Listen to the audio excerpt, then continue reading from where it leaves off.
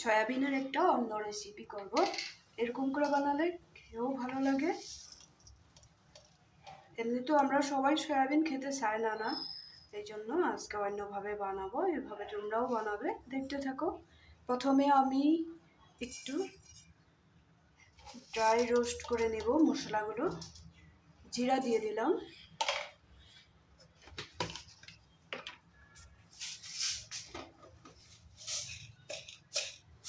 একটু মেথি,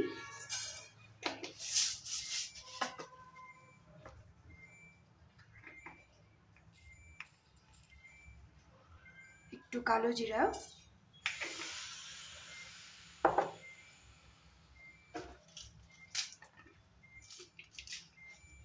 এখানে দিয়ে দিব একটু এলাচ, গোলমরিচ আর দারচিনি।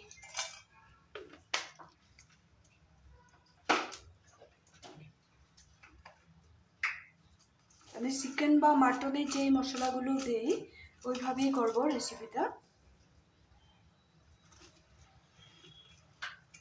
একটু জাবিত্রি দিয়ে দেব, এটাতে ফ্লেভারটা ভালো হয়।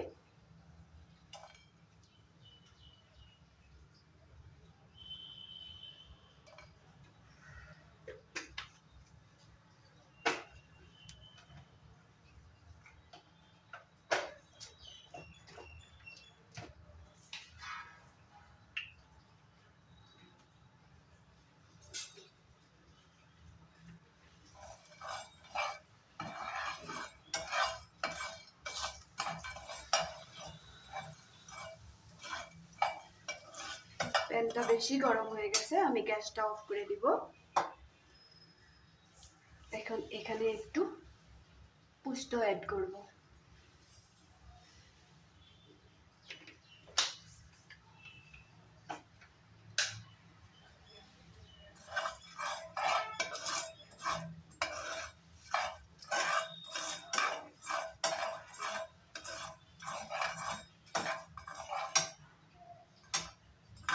ভালো করে ফ্রাই করে নিই, এটাকে ফ্রাই করে ঠান্ডা করতে হবে।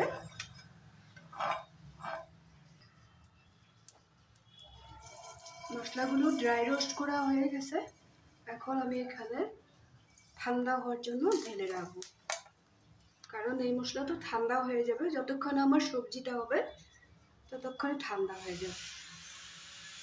এইভাবে রেখে দেব। এখন আবার প্যান বসিয়ে দিলাম।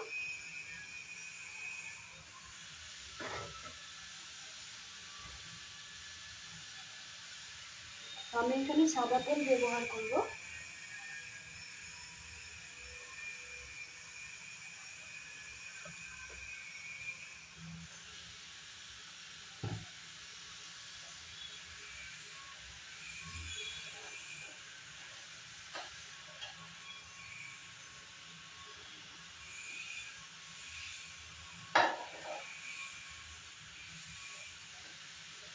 প্রথমে আমি বয়েল করা আলুগুলো একটু ফ্রাই করব।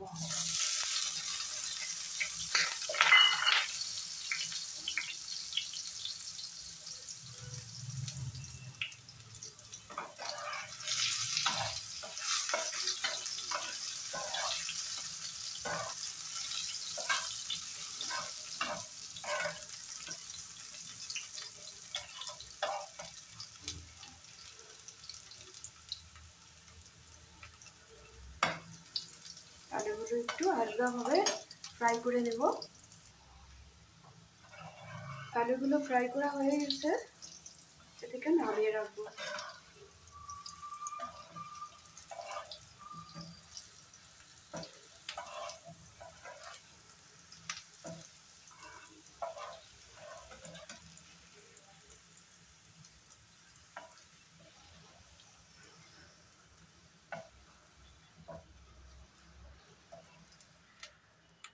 এইভাবে একটু হালকা ফ্রাই করে রাখবো।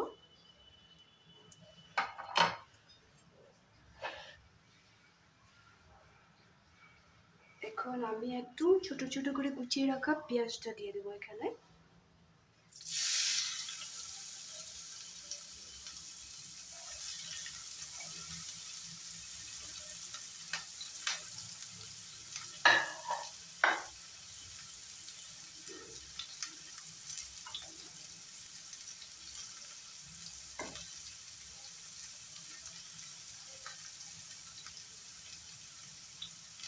পেঁয়াজটার মধ্যে একটু ব্রাউন কালার হতে গেলে বাকি মশলাটা দিয়ে দেব। বাকি মশলাগুলো আমি পেস্ট করে নেব মিক্সিতে।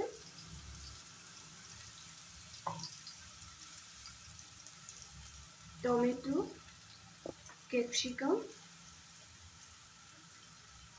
আমরা যে লঙ্কাগুলো ফ্রাই করে খাই বেসন দিয়ে, এই লঙ্কাটাও দিব আমি। সবগুলো একসাথে পেস্ট করে দেব।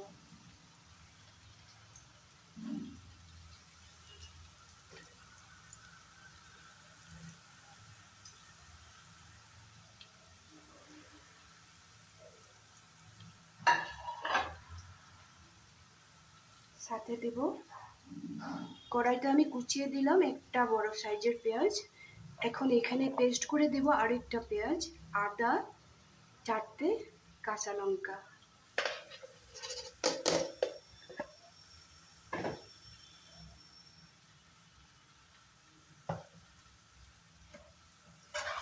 পেঁয়াজটা ফ্রাই হতে হতে আমি মশলাটা করে নেব মিক্সিতে।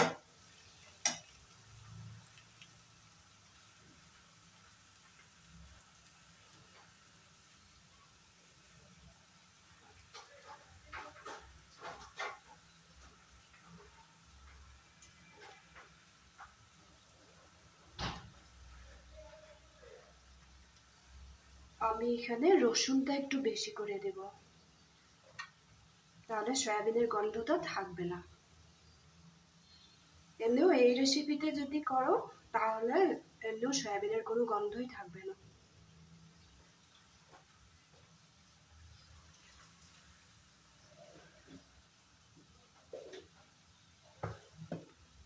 মশলাটা পেস্ট করে নেব।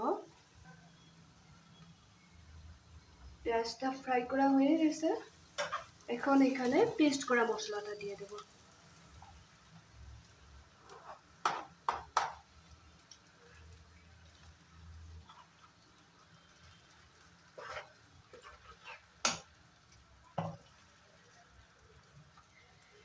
এখানে দেব একটু হলদি পাউডার,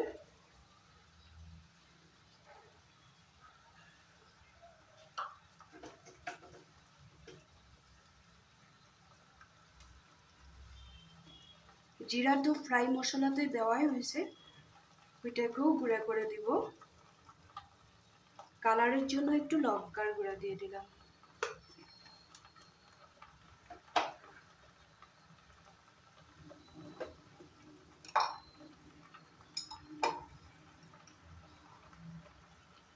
যতটা মশলা হয় ওই হিসাবে 1 চামচ লবণ দিয়ে দিলাম। সবজিটা একটু ড্রাই হবে।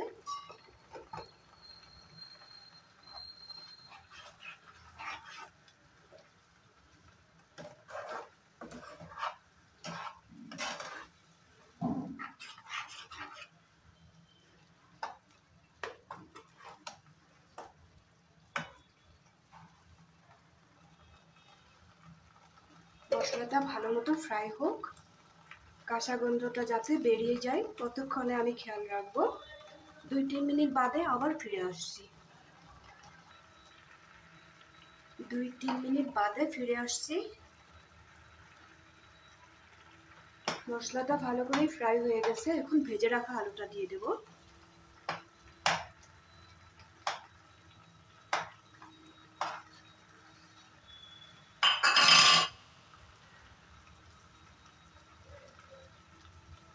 আমি সয়াবিনটা গরম জল দিয়ে ধুয়ে একটু হলদি মেখে রেখেছিলাম। সয়াবিনটাকে কিন্তু ফ্রাই না করলে ভালো হয়। সয়াবিনটা যদি আমরা বয়েল করার পরে ফ্রাই করে নিই না, তাহলে অনেকটা তেল যে টেনে নেয়। এই তেলটা অ্যাডজাস্ট হয় না, এখানে সবজিতে অ্যাডজাস্ট হয় না। পরের তেলটা যখন আমার সম্পূর্ণ সবজিটা রান্না হয়ে যায় তখন তেলটা আলগাভাবে বেরিয়ে যায়। এই জন্য আমরা ভাপিয়ে সয়াবিনটা মশলার সাথে এইভাবে অ্যাড করতে লাগে। তেলও বেশি লাগলো না, খেতেও ভালো হলো।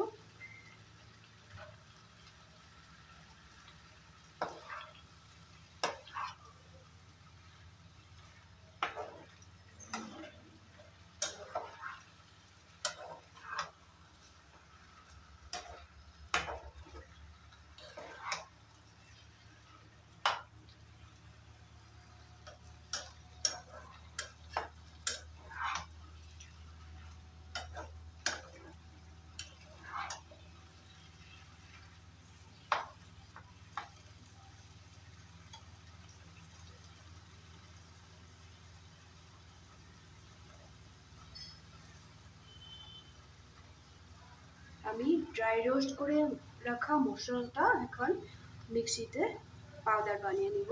ঠান্ডা হয়ে গেছে।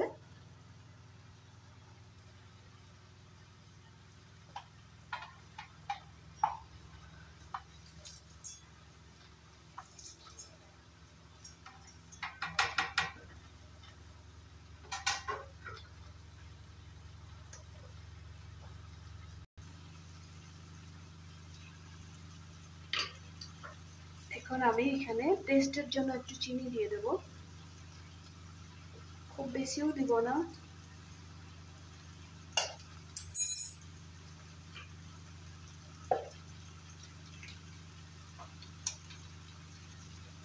ভাজা মশলাটা এখানে দিয়ে দেব।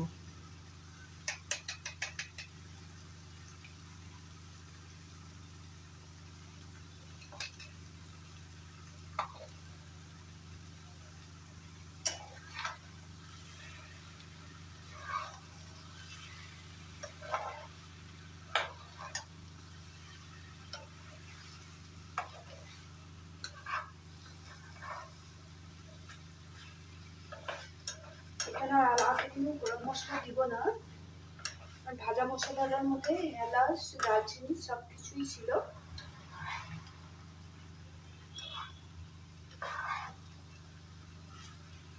আস্তে আস্তে এটাকে ড্রাই করে নেব। এখানে আমি 1 চামচের মতো ঘি দিয়ে দেব।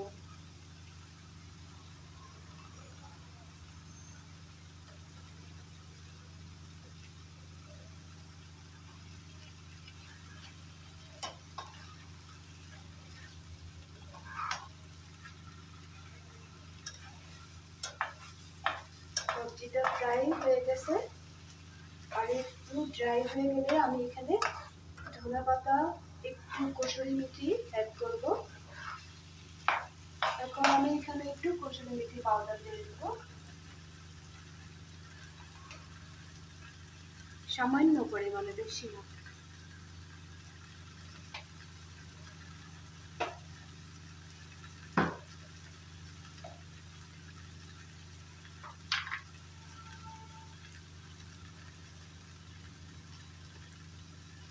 একটু দিব গোলমরিচের গুঁড়া।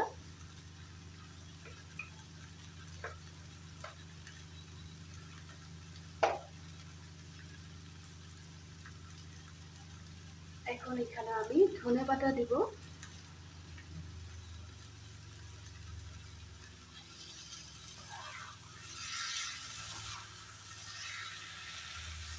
এইভাবে যদি তোমরা সয়াবিন বানাও, কেউ বলবো না যে আমি খাবো না, সবাই বলবে যে আবার বানাও। এই জন্য এইভাবে বানিয়ে খেয়ে দেখবে, আর কমেন্ট করে আমাকে বলবে রেসিপিটা কেমন লাগলো। সব সময় আমার সাথে থাকবে। তোমাদের হেল্প পাইলে আমি আবার নতুন ভিডিও বানাবার চেষ্টা করব। বানাতেও ইচ্ছা করে যখন, সব সময় আমার সাথে থাকবে। ফাইনালি আমার এটা হয়ে গেছে। এখন আমি এটাকে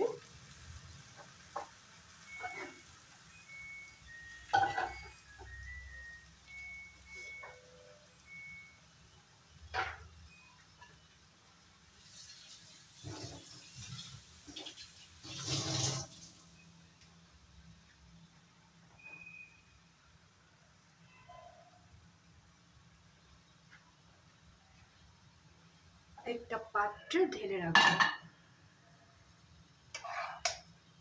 তোমরা বানাবে, কমেন্ট করে আমাকে বলবে, খেয়ে দেখবে কেমন লাগলো।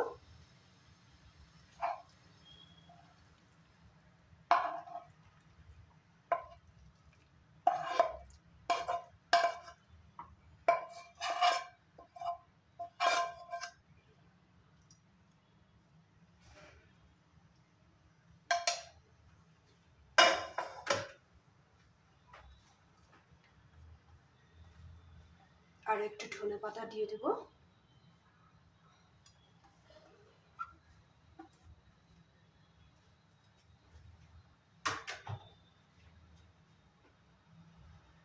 তাহলে আজকের জন্য রাখি। আবার নতুন ভিডিও নিয়ে তোমাদের সামনে আসবো। আমার সাথে সবসময় থাকবে।